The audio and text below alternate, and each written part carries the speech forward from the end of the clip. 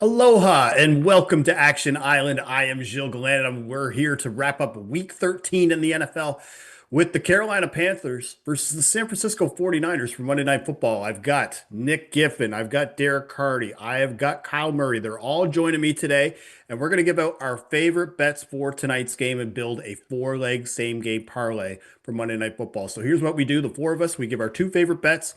We're then going to vote on those picks and decide which parlay leg is going to stay as part of the four-leg parlay or which one is going to get completely kicked off the island. By the end of the show, we will have a four-leg same game parlay for you. And as we give these picks out, because some of these lines, even as we were coming up to showtime, some of the lines are moving as we go, as the markets mature. We're going to be dropping links in the YouTube chat that will help you bet these lines and get these picks as quickly as possible because again, some of these lines and prices will move as we go. So use those links and you can thank us later when you get the best odds. So Kyle, you're up first and I see two receiving props that you're looking at. What are you looking at?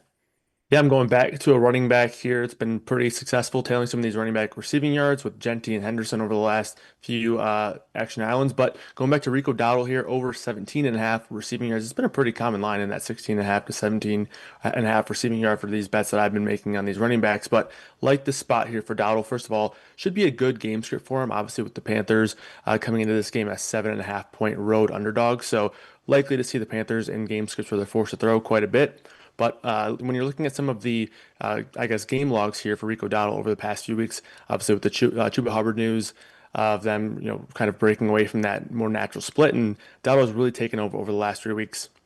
72%, 79%, and 82% of the snaps over the last 3 weeks. And in that time, he has a total of 10 catches. Last week was his real big breakout receiving performance. Obviously, he had that long screenplay to sort of seal the deal at the end of regulation there. But that 55-yard performance on 5 catches, 7 targets, I think he can really, carry on here and continue to tack on some receiving yards out of the backfield. So give me the over here on 17 and a half yards, as it's also been a good matchup. San Francisco allowing the third most receptions to opposing running backs so far this season per game.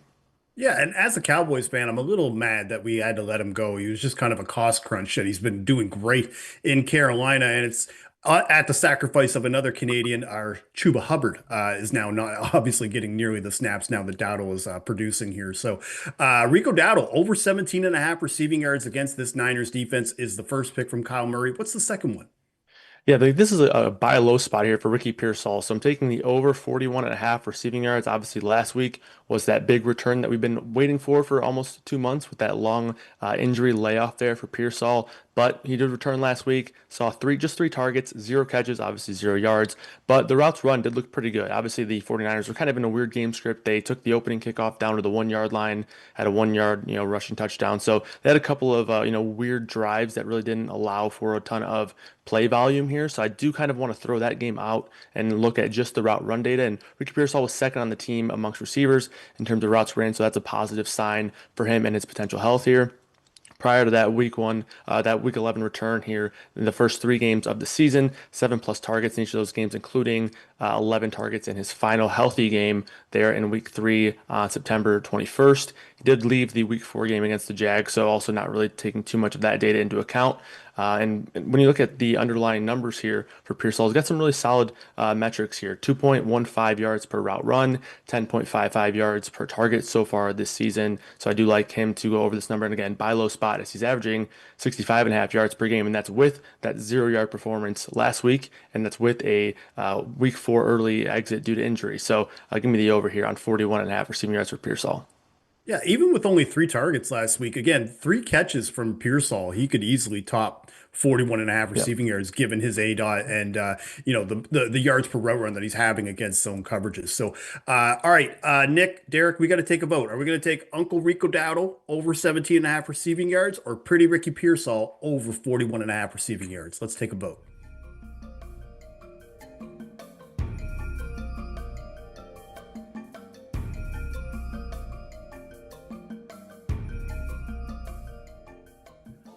All right, Nick, Derek, this one was tough. I liked both of them. I ended up going with Uncle Rico. What'd you guys do?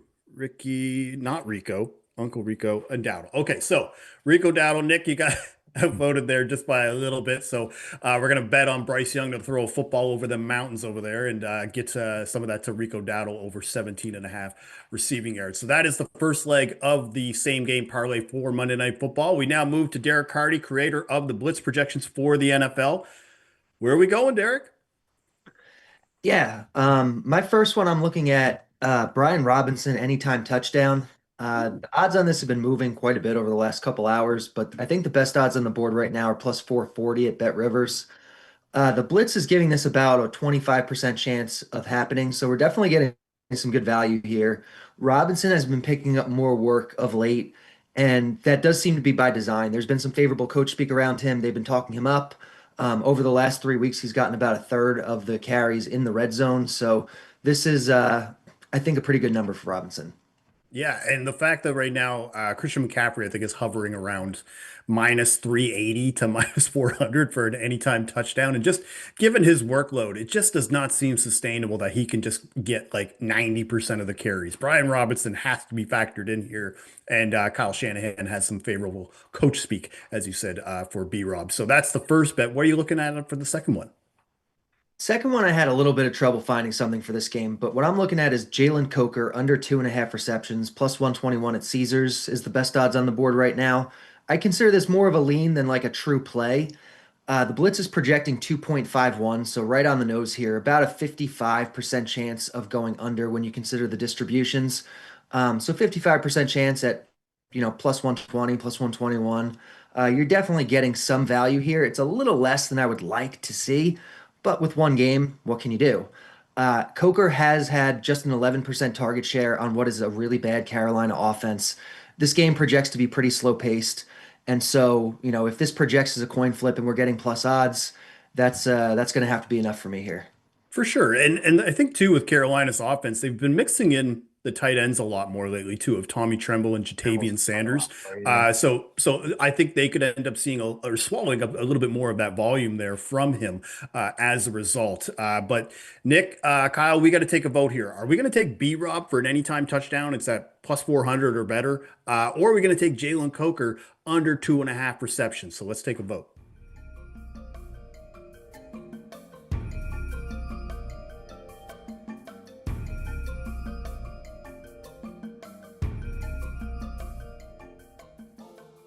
All right. I voted for Coca-Cola because I don't want to get us flagged on YouTube. What did you guys do? B Rob, B Rob. All right, well, I'll get voted out. That's okay. This is a anti Coker show, I guess, and that's good. So Brian Robinson, second leg now to pair that with Rico Dowdle over 17 and a half receiving yards. So that's the first two legs of the same game parlay.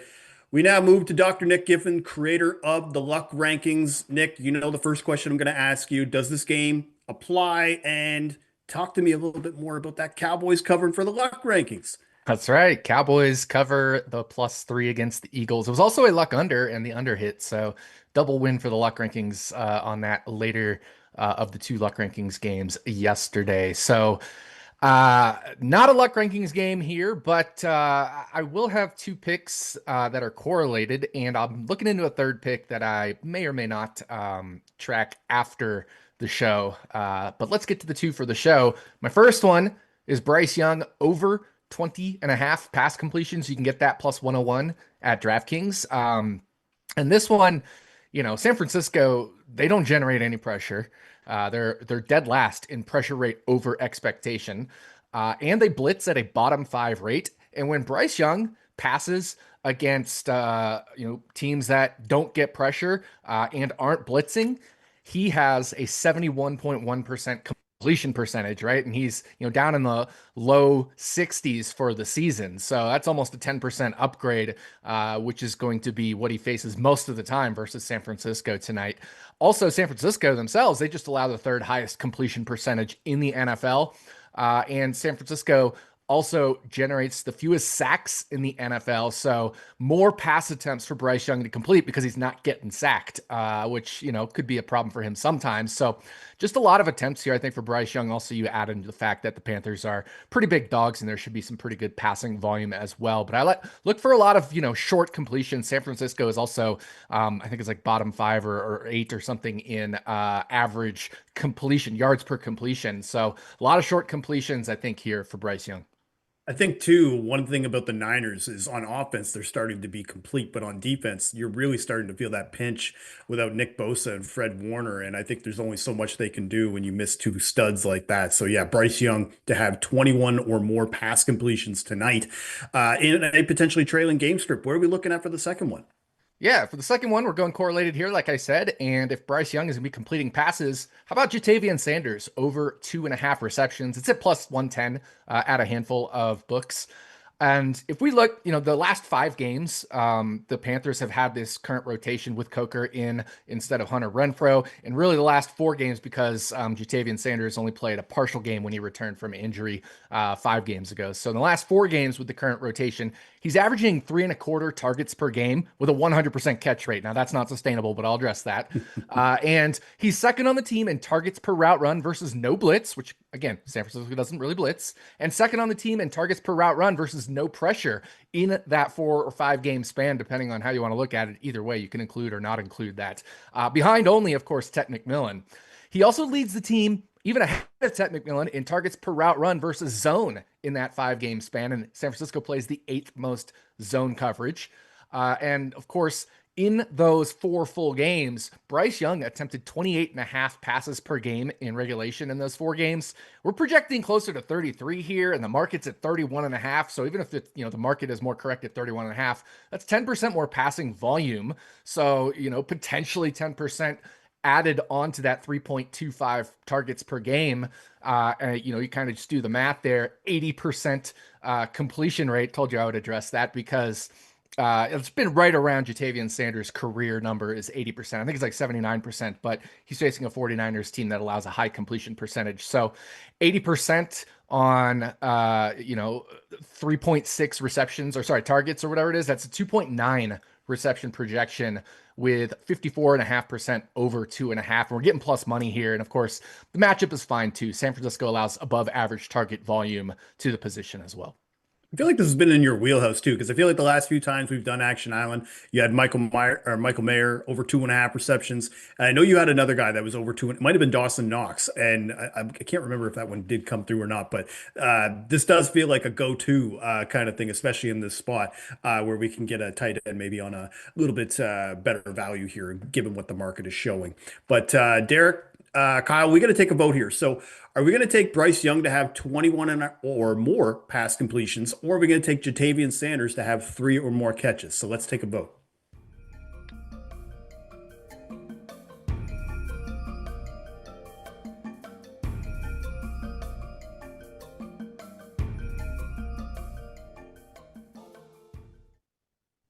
All right, we already got a couple of we got Rico Dowdle over receiving yards. I went with Bryce Young to correlate with that. Are we doing the same thing? Bryce Young. Okay, good. All right, so we're all in agreement. Bryce Young, 21.5 completions or more is going to be the third leg of the same game parlay to go with Brian Robinson for an anytime touchdown and Rico Dowdle over 17.5 receiving yards. Now, I have got 2 touchdown props to round out this parlay. I've got one on each side, and they're my favorite bet for each team. First one is going to be Jawan Jennings. He's around plus 210, plus 220. 3 touchdowns this year. He leads the Niners in red zone targets and end zone targets. And it just led them in overall targets as well in 4 of the last 5 games. And while I won't necessarily say that Mac Jones was a downgrade at quarterback, I do think Brock Purdy at quarterback should give the passing offense just a bit more upside, especially with the Panthers playing zone at a top 3 rate and with Purdy under center. Jennings was the clear top option versus zone coverages last season and for the portion of this year when he was on the field. So I like Jennings to get his 4th touchdown of the season. On the Panthers side, going to take a little bit more of a long shot. I'm actually surprised how high his odds are. Is Xavier Legette. I grabbed his odds at plus 450. I think he's at least plus 400 right now. But 3 touchdowns this year, and he's starting to trend up as well in the wide receiver 2 role But I think the Niners are going to do a lot of extra blanket coverage on trying to stop McMillan. And one thing that's really encouraging about Leggett, he has 9 end zone targets this year. That's the same as McMillan. And the fact that we're getting pretty much like almost like 3 times the odds for a wide receiver too. I love that spot here. And Panthers, we talked about it from a passing upside standpoint, big road dogs in this one. So also, I think he might have the best touchdown celebration in the NFL. I love when Leggett scores a touchdown. It's always an awesome thing to see. So those are the 2 touchdown bets that I like for this game. So guys, you got to take a vote here. Are we going to round out this parlay with another Niners touchdown with Jawan and Jennings, or are we going to take Xavier Leggett for an anytime touchdown? So let's take a vote.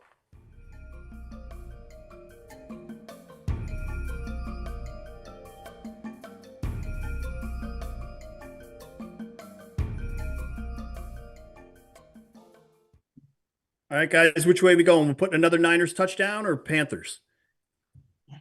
Joanna have another San Francisco Niners touchdown bet. We do. So we're going to put Jennings putting the team on his back. And so this is a clean sweep. So now that parlay, looking through this now, I'm seeing this parlay, guys. So this is Rico Dowdle over 17.5 receiving yards, Brian Robinson Jr. anytime touchdown, Bryce Young to have 21 or more completions, and Jawan Jennings for an anytime touchdown, 40-1 right now at Bet365, 34-1 at DraftKings. Nick, what do you think of this parlay and how it's correlating? I know we talked a little bit about the team total for the Niners and how maybe we're looking at an under here, but I just wanted to see what your thoughts were on how this correlates, especially when we're seeing it now at 40-1. Yeah, I mean, we're voting for 2 San Francisco touchdowns, which in that case, it would mean Bryce Young would need to throw and Rico can get some yards. So it correlates really well.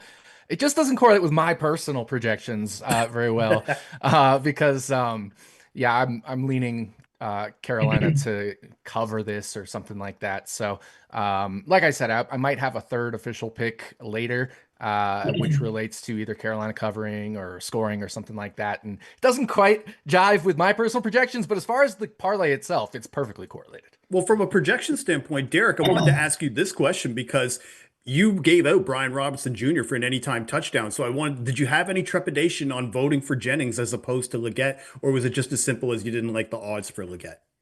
Yeah, I like what I've seen out of Jennings the last couple weeks. I like how he looks healthier. I like how he's getting in the groove of things. Even with Pearsall back, he's still, I think, the number one here.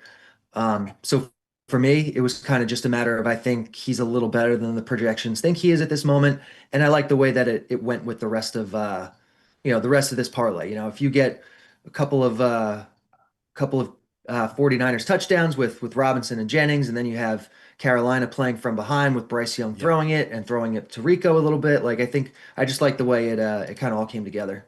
I And just Kyle, have to before, say, Derek and yeah, I have the exact same Jalen Coker projection, by the way, 2.51. So I thought that was fun. I still voted for B-Rob because I thought that was the better value. well, we are anti-Coker here. This is a family-friendly show. Now, Kyle, before we get out of here, any thoughts on this parlay before we go? No, I'm looking forward to it. Hopefully we can get another strong showing here and bring one home. Yes, exactly. With Rico Dowdle with doing you had your big load bet of the week again with Rico receiving yards. So, all right. Well, so again, that parlay one more time before we get out of here. Rico Dowdle over 17.5 receiving yards. Brian Robinson Jr. for an anytime touchdown. Bryce Young, 21 plus completions, and Jawan Jennings for an anytime touchdown. You can get that at 40-1 at Bet365 or 34-1 at DraftKings. So that is all for us today. Thank you for watching Action Island for Monday Night Football. And announcement, we're actually going to be back here on the island on Wednesday. We're going to do a special edition of Action Island for the Thanksgiving games. We're going to build a parlay that we could sweat all day long. And we'll be back here as well next Monday on the island for Giants Patriots to wrap up the holiday weekend. I'm sure that luck rankings will play a part when we talk about that game. So on behalf of Nick Giffen, Derek Carty, Kyle Murray, I'm Gilles Gallant. Thank you for watching Action Island. Aloha and bon chance.